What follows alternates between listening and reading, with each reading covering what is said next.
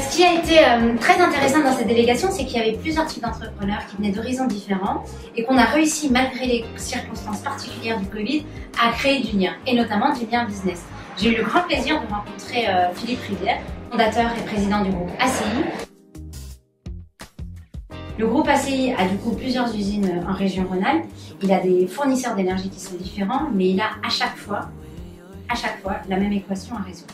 Soit il accepte, sans pouvoir négocier, la hausse du prix de l'électricité, soit il doit sortir avec des pénalités assez conséquentes de ses contrats d'achat de fourniture.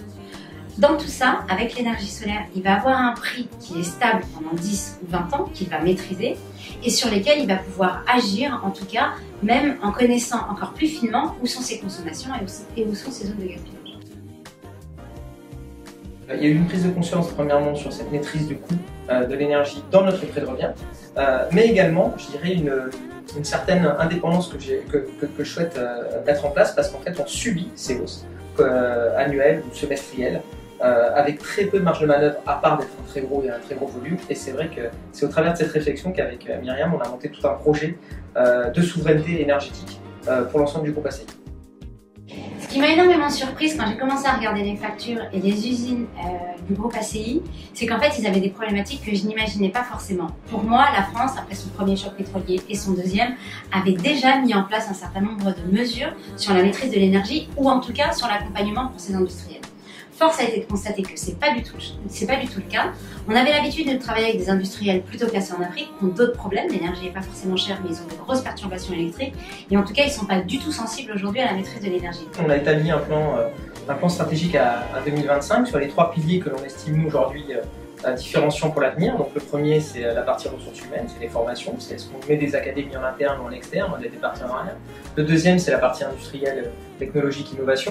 Là, on est très soutenu au travers de l'industrie 4.0 et beaucoup de monde en parle. Et la troisième, donc, qui est la nouveauté, c'est la partie énergétique. Et en discutant avec l'ensemble des partenaires financiers sur cette thématique, que l'investissement dans l'énergie pour de l'autoconsommation, donc pour de la souveraineté, n'était pas quelque chose aujourd'hui qui était très répandu. On était plutôt dans l'investissement pour de la rentabilité.